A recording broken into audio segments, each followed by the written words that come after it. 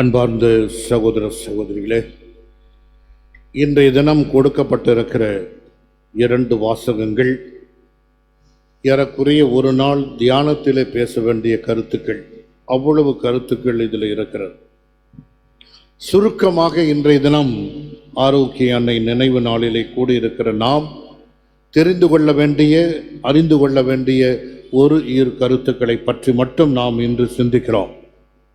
முதல் வாசகத்தை எடுத்து பார்க்கிற போது அங்கு 2 முக்கிய நிகழ்வுகளை கடவுள் சொல்கிறார். ஒன்று, உடன்படிக்கையை ஏற்படுத்துவேன். உடன்படிக்கையை ஏற்படுத்துவேன். என்ன உடன்படிக்கை? நான் உங்கள் கடவுள், நீங்கள் என் பிள்ளைகள். இதுதான் உடன்படிக்கை. இந்த உறுதிமொழியை கடவுள் மிக உன்னதமாக கடைபிடித்திருக்கின்றவர்களை பார்க்கிறார். வேறு எந்த தப்பு பண்ணாலும் இஸ்ராயல் மக்களை அவர் தண்டிப்பதில்லை. ஆனால் எப்போது உடன்படிக்கையை மீறுகிறார்களோ, அதாவது தங்கள் பிள்ளை ஸ்தானத்திலிருந்து அவர்கள் விலகிச் செல்லுகிறார்களோ, அப்போதெல்லாம் கடவுள் யாவே மக்களை தண்டிக்க தொடங்குகிறார். ஏனென்றால் நாம் கடவுளின் சாயலாக படைக்கப்பட்டிருக்கிறோம். இந்த கடவுளின் சாயலாக படைக்கப்பட்டிருக்கிற நாம் அந்த சாயலை குலைக்கின்ற போது நிச்சயமாக இறைவனுக்கு உள்ளத்தில் அதை தாங்க முடியல. ஆகவேதான் அவர் மக்களை தண்டிக்க வைத்து, மீண்டும் மனம் திரும்ப வைத்து, மீண்டும் அவர்களை திருத்தி அழைத்து வருகின்ற சூழ்நிலையை பார்க்கிறோம். ஆகவேதான் கடைசியாக சொல்லப்படுகிறது, அவர்கள் செய்த தீய செயல்களை நான் மன்னித்து விடுவேன், அவர்கள் செய்த பாவங்களை நான் நினைவு கூற மாட்டேன். அப்படி இறைவன் நினைவு கூர்ந்தால் நாம் யாருமே நிற்க முடியாது.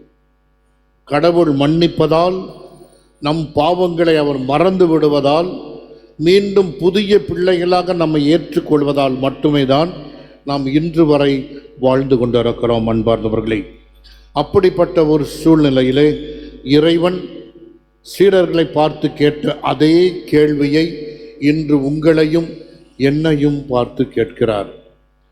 என்னை பற்றி நீங்கள் என்ன சொல்லுகிறீர்கள்? அன்பார்ந்த சகோதர சகோதரிகளே, நாம் ரொம்ப உடனே சொல்லிடுவோம், நீர்தான் ஆண்டவர் இயேசு கிறிஸ்து, நீர்தான் கடவுள், நீர்தான் பிதாவின் மகன். ஏனென்றால் நாம் ஏற்கனவே இதை அறிந்து தெரிந்து வைத்திருக்கிறோம்.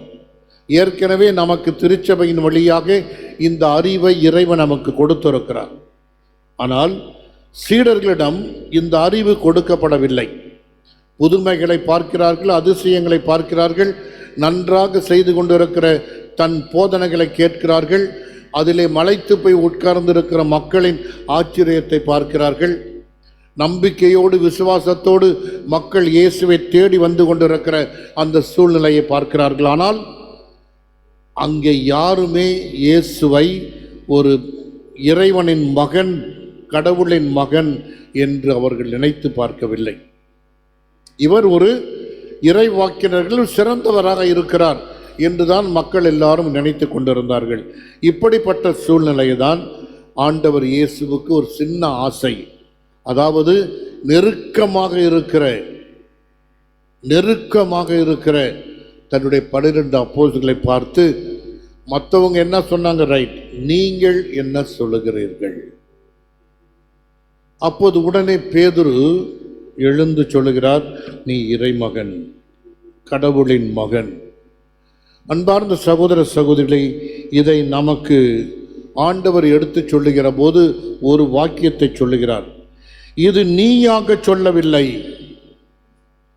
தந்தை உன் வழியாக சொல்ல வைத்திருக்கிறார். அதாவது கடவுளின் உந்துதலால், தந்தையின் அருட்கொடையினால், தந்தையின் ஞானத்தினால் நீ இந்த உண்மையை, பேருண்மையை இப்போது எடுத்து சொல்லி இருக்கிறாய்.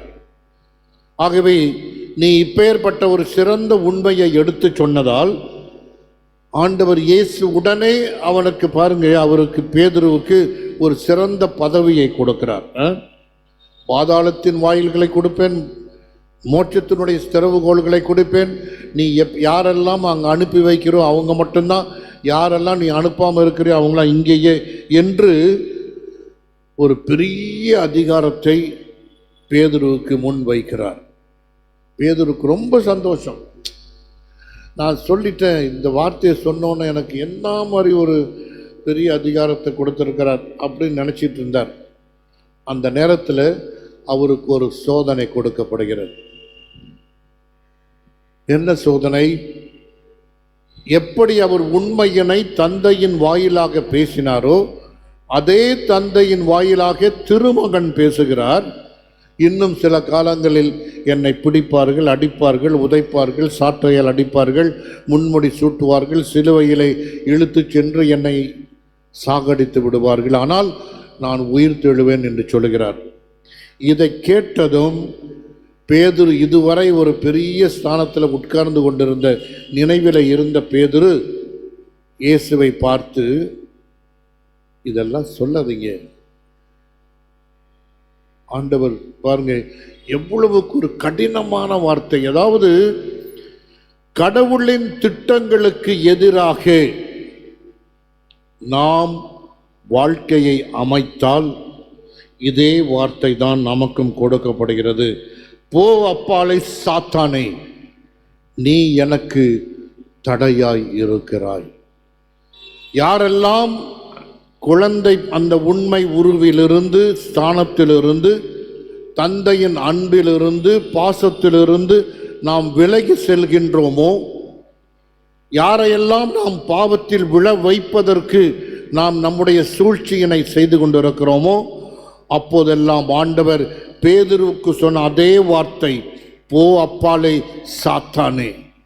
ஒரு பேயினுடைய சோதனையினால் நீ எவ்வளவு தூரத்திற்கு அலைகழிக்கப்படுகிறார் என்பதை ஆண்டவர் இயேசு மிக தெளிவாக சொல்கிறார். நீ முதலில் சொன்னது தந்தையின் விருப்பத்தின் வழியாக சொன்னாய். இப்போது நீயாகவே உன்னை நினைத்து கொண்டு நீயாகவே சொல்லுகிறாய். ஆகவே அது சாத்தானின் செயல்பாடு என்று ஆண்டவர் தெளிவாக சொல்லுகிறார். அன்பார்ந்த சகோதர சகோதரிகளே, இப்போது நாம் முதல் வாசகத்தை இணைத்து பார்க்கிற போது, நாம் எல்லோரும் பிள்ளைகள், ஆண்டவர் நமக்கு இறைவன். இந்த உன்னதமான உடன்படிக்கையிலிருந்து நாம் விலகி நம்முடைய இஷ்டம் போல் பாவங்களும் குற்றங்களும் என்று தெரிந்திருந்தும் கூட பல குற்றங்களை, பாவங்களை நாம் செய்து கொண்டிருக்கிறோம் என்றால், நிச்சயமாக இறைவன் இதே போல கடின வார்த்தைகளில் நம்மை பேசினாலும், நம்மை தண்டித்தாலும், சில நேரங்கள் நம்மை கண்டித்தாலும் நம்மை அவர் கைவிடுவதில்லை. அது மட்டும் நிச்சயம். தண்டனை கொடுக்கிறார், கண்டிக்கிறார், நம்மை துன்புறுத்துகிறார், ஆனால் நம்மை அப்படியே வைத்து விடுவதில்லை. அதை தான் அந்த முதல் வாசகத்தின் கடைசி பாகம் சொல்லுகிறது, நான் அவர்கள் செய்த தீய செயலை மன்னித்து விடுகிறேன், நினைவு கூற மாட்டேன். எப்போதெல்லாம் மன்னிப்பு கேட்டு வருகிறார்களோ என்னுடைய பிள்ளைகள், நான் பாவங்களை மறந்து, தீமைகளை மறந்து, மீண்டும் என்னுடைய சொந்த பிள்ளைகளாக அரவணைத்து கொண்ட அந்த ஊதாரி பிள்ளையின் தந்தையைப் போல கடவுள் நம்மையும் அரவணைத்துக் கொள்கிறார். இப்படி இறைவன் செய்கிறார் என்று சொன்னால், இறைவனையே பெற்றெடுத்த தாய் மரியாள் எவ்வளவுக்கு அன்போடும் பாசத்தோடும் நம்மை அரவணைத்து கொண்டிருக்கிறார். இதை நாம் உட்கார்ந்து சிந்தித்து பார்க்க வேண்டாம். வெறுமனை ஆலயத்தில் ஜெபித்துவிட்டு சென்றால் அல்ல, நேரம் கிடைக்கும் போது சிந்தித்து பார்க்க வேண்டாம். தாய் மரியாள் என்னை எவ்வளவு தூரத்திற்கு அன்பு செய்கிறார். இன்றைக்கு நான் திருப்பலியினுடைய கருத்துக்களிலே நன்றி திருப்பலியை படித்தேன். நிறைய பேர் இதில் ஏறக்குறைய ஒரு கால்வாசி பேர் தான் கொடுத்துருக்கீங்க. இன்னும் நிறைய பேர் கொடுக்காம இருந்தாலும் ஒவ்வொருடைய உள்ளத்திலும் அந்த தாய் ஏதாவது ஒரு உதவியை செய்திருக்கிறார், ஏதாவது ஒரு அருளை பெற்றுக் கொடுத்திருக்கிறார், ஏதாவது ஒரு வழியில் நம்மை வாழ்க்கையில் உயர்த்தி இருக்கிறார், ஏதாவது ஒரு வழியில் நம்மை பாவத்தில் விழத்தாட்டாமல் நம்மை தடுத்திருக்கிறார், ஏதாவது ஒரு வகையில் மீண்டும் நம்மை கரம் பிடித்து இயேசுவிடம் அழைத்து வந்திருக்கிறார். அப்படிப்பட்ட ஒரு அன்பு தாயை நாம் நமக்கு பாதுகாவலியாக, நம்மை வழிநடத்துகிறவராக வைத்திருக்கிற நாம் அனைவரும் பேறு பெற்றவர்கள். அதே நேரத்தில் அந்த பெற்ற பேற்றினை அழைத்து விடாமல் மேலும் மென்மேலும் வளர்க்கக்கூடிய பிள்ளைக்குரிய பாசத்தை நாம் தாயிடம் செலுத்துவோம்.